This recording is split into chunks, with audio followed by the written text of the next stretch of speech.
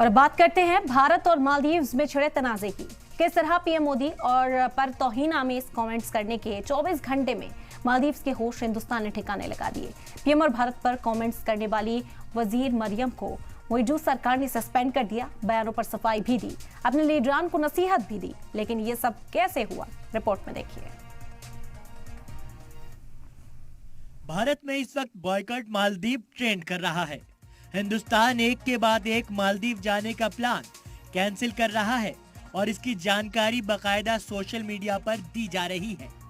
कुछ हिंदुस्तानी मालदीव की ट्रिप को कैंसिल करके लक्षद्वीप जाने की बात कर रहे हैं और इसकी सबसे बड़ी वजह है मालदीव की मौजूदा सरकार के वुज़रा के बिगड़े बोल, जो इंडिया और पीएम मोदी के खिलाफ बोले गए हैं। पीएम मोदी ने भारत के लोगों को लक्षद्वीप की तस्वीरें दिखाई और छुट्टियां मनाने के लिए यहां पर आने की अपील की। मालदीव का नाम तक नहीं लिया, लेकिन चीन की कठपुतली कही जाने वाली मौजूदा सरकार के वुज़रा इससे तिलमिला उठे। मालदीव के लीडरान और अफसरान ने हिंदुस्तान मुखालिफ रिएक्शन देने शुरू कर दिए। कुछ बड़बोले मिनिस्टर्स ने पीएम मोदी के लिए तौहीन आमेज लफ्जों का इस्तेमाल किया। मालदीव की ruling party progressive party of Maldives के लीडर जाहिद रमीज ने कहा, हमसे कंपटीशन करना गलत फहमी है। वो हमारी जैसी दी जाने वाली सर्विस कैसे दे सकते हैं? वो इतने साफ कैसे हो सकते हैं? कमरों में आने वाली गंध सबसे बड़ी परेशानी है। इसके अलावा भी मालदीव के छोटे बड़े अफसर्स और मिनिस्टर्स हिंदुस्तान के खिलाफ बयान दे रहे हैं। वैसे हिंदुस्तानियों ने मालदीव के इन लीडरान को करारा जवाब दिया। जब सोशल मीडिया पर बॉयकॉट मालदीव ट्रेंड होने लगा तो मालदीव में खलबली मच गई। खुद मालदीव की तरफ से मौजूदा सरकार के वुज़रा को आईना दिखाया गया है। मालदीव सरकार की एक नुमाइंदी मरियम शिवना कितनी गलत जबान बोल रही हैं, वो भी एक ऐसे अहम साथी मुल्क के लीडर के लिए जिससे रिश्ते मालदीव की सिक्योरिटी और खुशहाली के लिए इम्पोर्टेंट है। मौजूदा सरकार को इस कमेंट से खुद को दूर रखना चाहिए और भारत को साफ तौर पर भरोसा दिलाना चाहिए कि वे इस तरह की पॉलिसी को रिफ्लेक्ट नहीं करते हैं।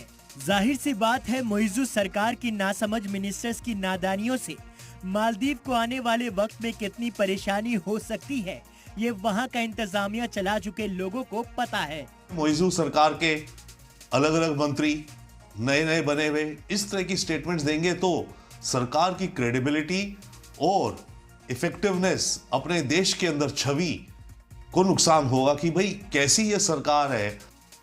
अब समझिए, मौजूदा सरकार पीएम मोदी के लक्षद्वीप को प्रमोट करने से क्यों बौखलाई। इन तस्वीरों को देखिए, मालदीव और लक्षद्वीप ये दोनों जगह कितनी मिलती जुलती हैं।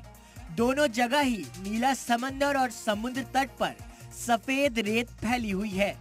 कुदरत की ऐसी खूबसूरती बहुत कम जगहों पर पाई जाती है। बस फर्क इतना है कि हिंदुस्तान समेत दुनिया भर के लोग मालदीव में छुट्टियां मनाने के लिए जाते हैं, जबकि लक्षद्वीप अभी भी टूरिज्म के नक्शे पर अपनी जगह बनाने की कोशिश कर रहा है। साल 2023 में 1,93,000 से ज्यादा हिंदुस्तानी मालदीव गए।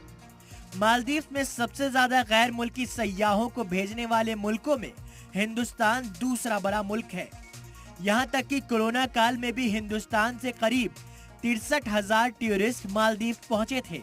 पीएम मोदी ने लक्षद्वीप को प्रमोट किया तो मालदीव से इसकी तुलना शुरू हो गई और मालदीव के लीडरान ने बयानबाजी शुरू कर दी।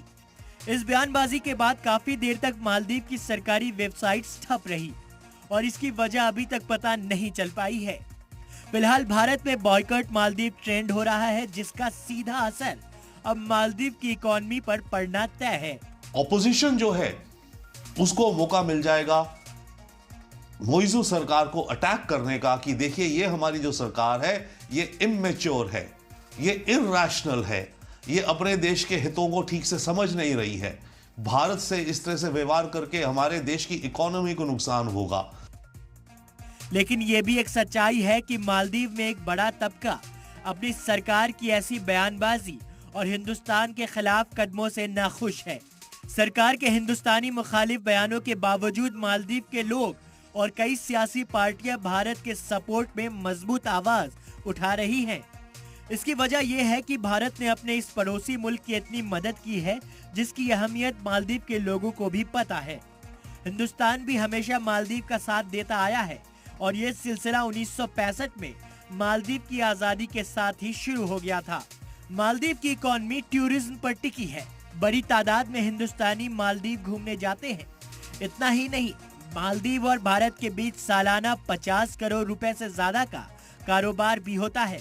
चीन की गोद में बैठी मोइजू सरकार भारत से रिश्ते खराब कर रही है। बॉयकॉट मालदीव ट्रेंड तो एक शुरुआत है। अगर मोइजू सरकार ने हिंदुस्तान मुखालिफ बयानों और पीएम मोदी के खिलाफ तौहीन आमेज पर सफाई नहीं दी तो मालदीव को बड़ा डिप्लोमेटिक, सियासी और माशी नुकसान उठाना पड़ेगा, ये भी तय है। ब्यूरो रिपोर्ट, सलाम टीवी।